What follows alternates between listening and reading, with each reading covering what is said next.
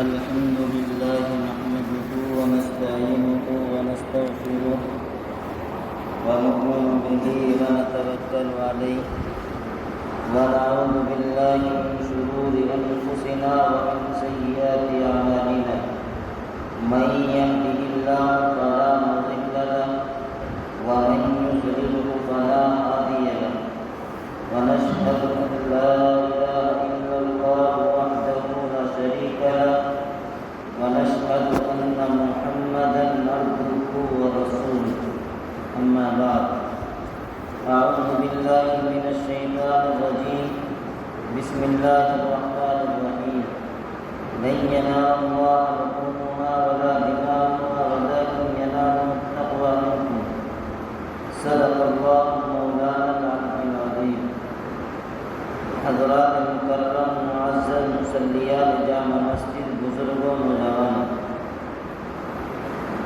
خطبے کے اندر قرآن مقدس کی ایک آیت کا ٹکڑا تلاوت کیا۔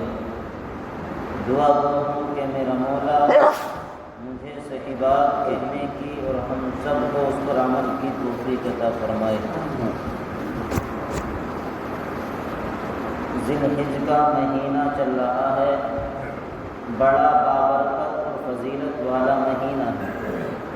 حدیث شریف کے اندر آتا ہے، اگر کوئی ذی الحجہ کے شروع عشرے کے کسی بھی دن کا ایک دن کا روزہ رکھتا ہے تو اس کی فضیلت یہ ہے کہ اللہ تبارک و تعالی خاص طور سے 9 ذی الحجہ کا اگر کوئی روزہ رکھتا ہے تو اس کے ایک سال کے پچھلے اور ایک سال کے اگلے صغیرہ گناہ معاف ہو جاتے ہیں۔ بقیہ تاریخ کا اگر کوئی روزہ رکھتا ہے تو اس کو 1 سال روزے رکھنے کی عبادت کا ثواب ملتا ہے۔ یہ ذی الحجہ کے روزہ رکھنے کی فضیلت ہے۔ قرآن کی آیت پڑھی قربانی کے تعلق سے۔ قربانی کرنے کا مقصد کیا ہے اور اللہ تبارک و تعالیٰ نے قربانی کا حکم کیوں دیا؟ قربانی کی ابتدا کہاں سے ہوئی؟ وہ پچھلے جمعے میں ہمارے سامنے آیا کہ قربانی کی ابتدا کہاں سے ہوئی، لیکن ہم جو قربانی کرتے ہیں وہ کیا ہے؟ صحابہ نے اللہ کے رسول صلی اللہ علیہ وسلم سے معلوم کیا اور پوچھا، اے اللہ کے رسول قربانی کیا ہے؟ اللہ کے رسول صلی اللہ علیہ وسلم نے فرمایا یہ تمہارے باپ ابراہیم علیہ السلام کی سنت ہے۔ صحابہ نے سوال کیا، اے اللہ کے رسول ہم تو پیروی آپ کی کرتے ہیں، یہ سنت ابراہیم علیہ السلام کی ہے، پھر ہمیں ملے گا کیا؟ اللہ کے رسول صلی اللہ علیہ وسلم نے فرمایا کہ جانور کے جسم پر جو بال ہیں ہر بال کے بدلے تمہیں ایک نیکی ملے گی، لہذا تم خوش دلی، اخلاص اور للہیت کے ساتھ جانور کو اللہ کے راستے میں قربان کیا کرو، دکھاوے کے لیے نہیں، اپنی بڑائی جتلانے کے لیے نہیں، بلکہ جو قربانی کرو اس کے اندر اخلاص ہونا چاہیے، تقوی ہونا چاہیے، پرہیزگاری ہونی چاہیے، دکھاوا نہیں ہونا چاہیے، اس سے بالکل خالی ہونا چاہیے۔ حدیث شریف کے اندر آتا ہے کہ جب جانور کو ذبح کیا جاتا ہے، حضرت عائشہ رضی اللہ تعالی عنہا کی روایت ہے کہ جانور کے خون زمین پر گرنے سے پہلے اللہ رب العزت کے یہاں قبول ہو جاتا ہے۔ بلکہ ایک روایت کے اندر تو یوں آتا ہے، اللہ کے رسول نے فرمایا کہ جانور کے خون کے ایک قطرے کے بدلے میں آپ کو ایک نیکی ملے گی۔ اب قربانی کیسی؟ اللہ تبارک و تعالی اپنے بندوں کو آزماتا ہے۔ اگر کوئی غریب ہے اس پر قربانی کرنا واجب نہیں، بلکہ قربانی کے ذریعے اللہ تبارک و تعالیٰ اپنے ان بندوں کو آزما رہا ہے جس کو اللہ تعالیٰ نے وسعت و استطاعت عطا کی ہے، جس کو اللہ نے مال و دولت سے نوازا ہے۔ اللہ تبارک و تعالیٰ نے صرف ہمیں نہیں آزمایا بلکہ پہلے امتوں کو بھی آزمایا، اور اپنے پیغمبر جو اللہ کے خلیل حضرت ابراہیم علیہ السلام ان کو بھی آزمایا۔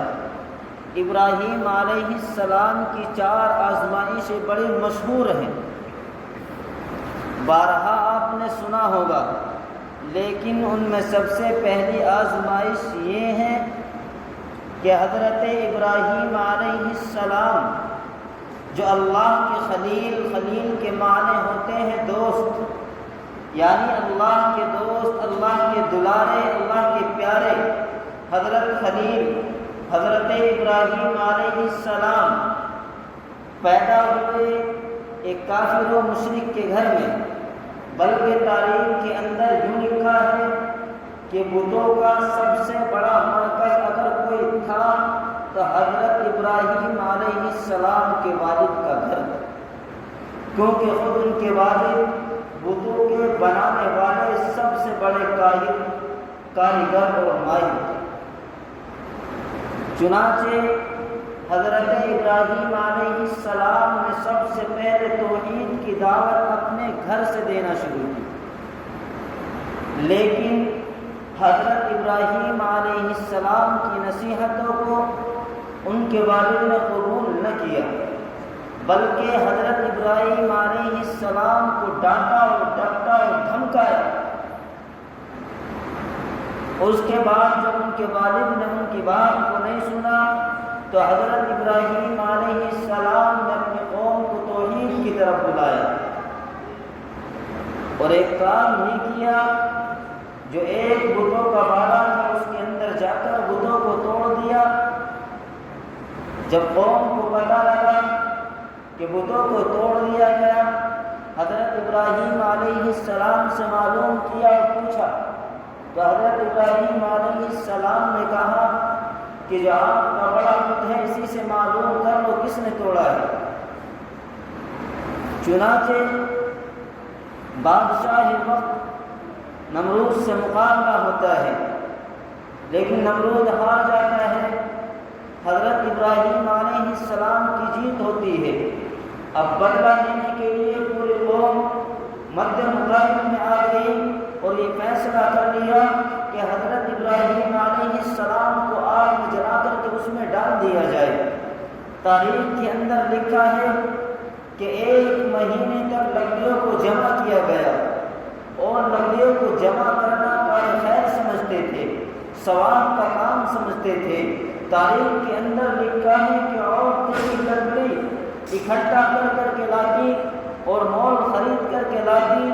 1 مہینے تک لکڑیوں کو جمع کیا گیا، پھر اس میں آگ لگائی گئی، اور آگ لگانے کے بعد آگ کا عالم یہ ہے کہ اگر اس کے اوپر سے پرندہ گزر جائے تو اس کے اندر جل کر کے گر جائے۔ چنانچہ جب آگ کو پورا بھڑکا دیا گیا، اب اس کے قریب کوئی نہیں جا سکتا، اتنی تیز آگ ہے، اس کے قریب جانا کسی کو گوارا نہیں۔ چنانچہ اب سب سوچ رہے ہیں کس طریقے سے حضرت ابراہیم علیہ السلام کو آگ میں ڈالا جائے، لیکن کسی کے ذہن کے اندر کوئی تدبیر نہیں آ رہی۔ لیکن شیطان و مردود وہاں پر پہنچتا ہے اور ایک تدبیر بتاتا ہے کہ گودیے میں بٹھا کر کے حضرت ابراہیم علیہ السلام کو آگ میں ڈال دیا جائے۔ چنانچہ انہوں نے ایسا کر دیا، گودیے میں بٹھایا۔ جب بٹھایا گیا زمین تھر تھرانے لگی، آسمان کے فرشتے کلبلا اٹھے، رونے لگے، تہلکہ مچ چکا، آسمان پر لرزہ طاری ہو گیا۔ اے میرے مولا، اے رب اعلیٰ، دیکھ تیرے خلیل کے ساتھ، تیرے خلیل کے ساتھ، تیرے دوست کے ساتھ یہ لوگ کیسا معاذرہ کر رہے ہیں، تیرے محبوب کو، تیرے دوست کو آگ کے اندر ڈالا جا رہا ہے۔ چنانچہ اللہ تبارک و تعالیٰ نے تمام مخلوقات کو حکم کر دیا کہ جاؤ جو میرا خلیل چاہے اس کی تمنا کو پورا کر دو۔ چنانچہ آگ فرشتہ آیا اور آنے کے بعد یہ کہا کہ آپ کہو تو اس کو بجھا دیا جائے۔ ہواؤں کا فرشتہ آیا کہ خلیل اگر آپ کہیں تو اس آگ کو ہوا میں اڑا دیا جائے۔ بارش کا فرشتہ آیا اور آنے کے بعد کہا اے خلیل اگر آپ کہیں بارش کو برسا دیا جائے اور وہاں آگ کو بجھا دیا جائے۔ اتنے میں حضرت جبرائیل علیہ السلام تشریف لے آئے۔ ابراہیم علیہ السلام سے کہا اے اللہ کے خلیل اگر میری مدد کی ضرورت ہے تو مجھے بتا دیجئے۔ چنانچہ یہ نہیں کہا کہ آپ میری مدد کیجئے، بلکہ حضرت جبرائیل علیہ السلام سے کہا اے جبرائیل مجھے کسی کی مدد کی ضرورت نہیں ہے، جس رب کو یہ منظور ہے اگر میری مدد کرے گا، مجھے کسی پر بھروسہ ہے، میرے آگ کے اندر اگر کوئی حفاظت کرنے والا ہے تو میرا رب ہے۔ چنانچہ ظالموں نے حضرت ابراہیم علیہ السلام کو اس گوپیے میں بٹھا کر آگ کے حوالے کر دیا۔ حضرت ابراہیم علیہ السلام نے ایک دعا اللہ الفاظ سے نکالی، جب وہ الفاظ سے ادا کی اللہ کی رحمت کو جوش آ گیا۔ اللہ تبارک و تعالیٰ نے کہا یا نار کونی بردن و سلاما علی ابراہیم، اے آگ ابراہیم پر ٹھنڈی ہو جا، ٹھنڈی بھی ایسی نہیں کہ میرے خلیل کو نقصان پہنچے، تکلیف پہنچے، بلکہ سلامتی کے ساتھ میرے پیغمبر پر ٹھنڈی ہو جا۔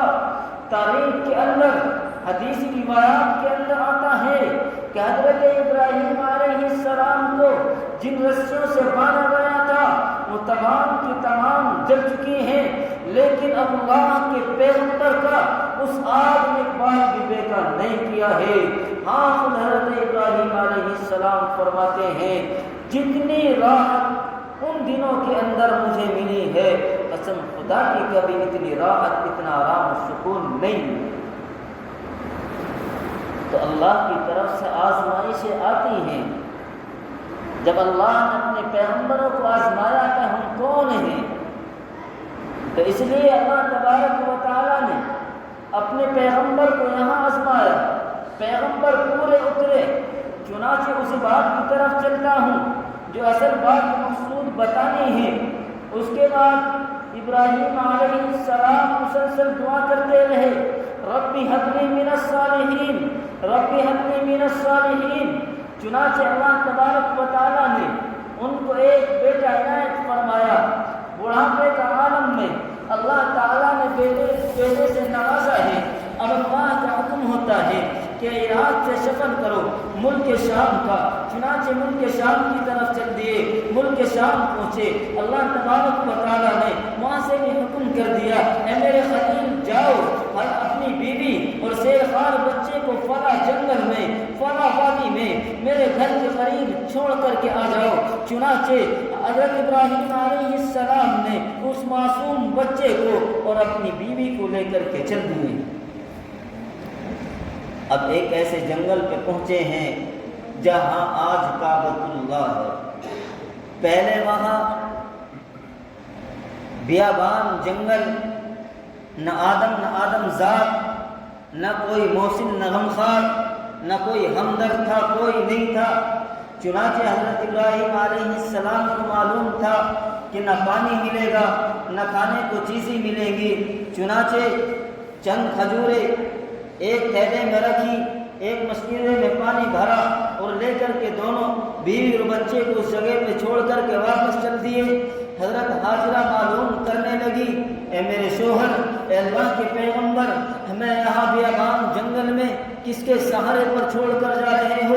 چنانچہ ابراہیم علیہ السلام نے رخ نہیں موڑا، چلتے رہے، پیچھے سے سوال کرتی رہی۔ چنانچہ پھر حضرت حاجرہ نے ہی کہا اے اللہ کے پیغمبر ابراہیم علیہ السلام، کیا اللہ کا حکم ہے؟ کہ ہاں اللہ کا حکم ہے۔ پھر تو یہ کہا کہ ہاں اگر اللہ کا حکم ہے تو آپ چلے جاؤ، پھر اللہ ہمیں ضائع نہیں ہونے دے گا۔ چند دنوں میں وہ پانی، وہ کھجوریں ختم ہو گئی، دودھ ختم ہو گیا، بچہ بھوک سے بلبلانے اور تڑپنے لگا۔ ماں کی ممتا جوش میں آ گئی، ماں کا بچے کا رونا بلبلانا دیکھا نہ گیا۔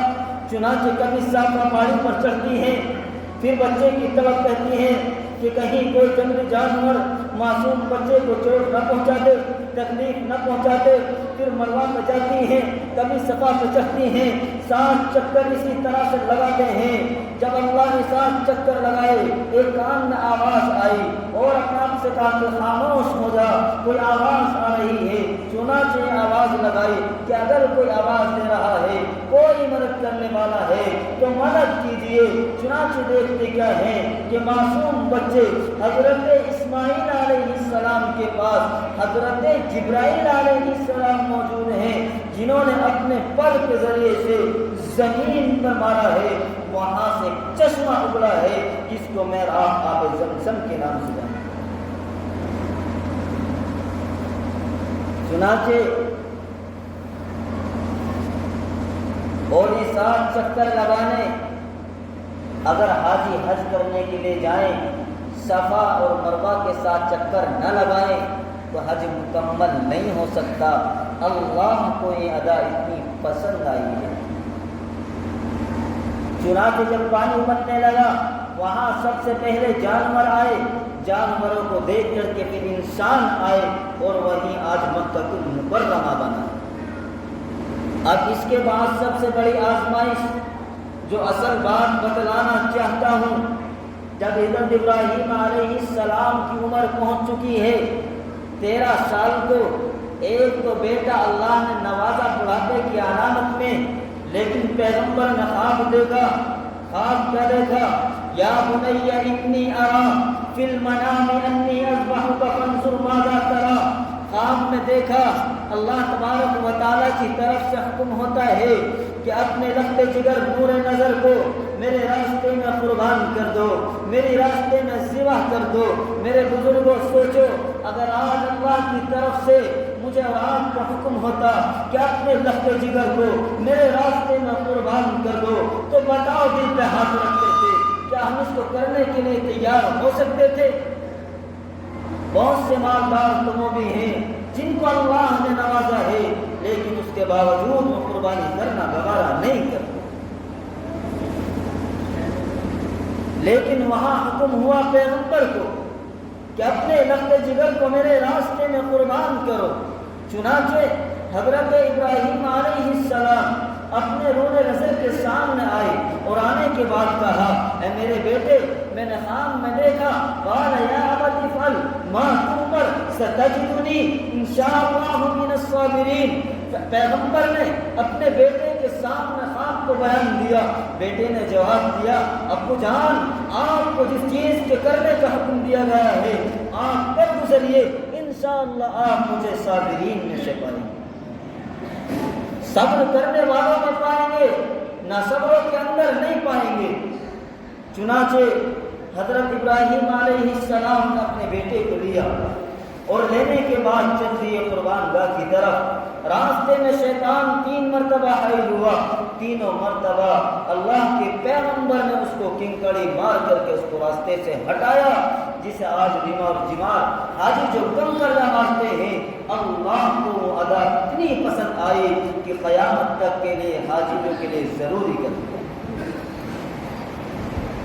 اب قربان گاہ میں پہنچ چکے ہیں، آسمان یہ منظر دیکھ رہا ہے کہ ایک باپ ہاتھ میں چھری لے کر کے اپنے لخت جگر نور نظر کو پاٹ کر کے زمین پر لٹا دیا گیا ہے، پیشانی کا چہرہ زمین پر لگا دیا گیا ہے۔ حضرت ابراہیم علیہ السلام نے اپنے لخت جگر نور نظر کے گلے پر چھری چلانی شروع کی ہے۔ ادھر اللہ کی رحمت کو جوش آیا۔ حدیث کے اندر آتا ہے کہ پیتل کا ڈبہ اللہ تبارک و تعالیٰ کے حکم سے چھری اور گلے کے درمیان قائم ہو گیا، اور اللہ نے جبرائیل علیہ السلام کو حکم دیا کہ جاؤ جنت سے دمہ لے کر کے جاؤ، جو اسماعیل علیہ السلام کے بدلے میں حضرت ابراہیم علیہ السلام ذبح کریں گے۔ حضرت جبرائیل علیہ السلام آسمان سے چلے تو یہ سوچنے لگے کہیں دیر نہ ہو جائے، وہیں سے آواز لگا دی، اللہ اکبر اللہ اکبر۔ اس کے بعد ابراہیم علیہ السلام کے کانوں میں بشارت پڑی، وہ بول اٹھے، لا الہ اللہ اکبر۔ حضرت اسماعیل علیہ السلام نے خوشخبری سنی تو بول اٹھے اللہ اکبر وللہ الحمد۔ چنانچہ حضرت ابراہیم علیہ السلام دمبا لے کر کے آئے اور اسماعیل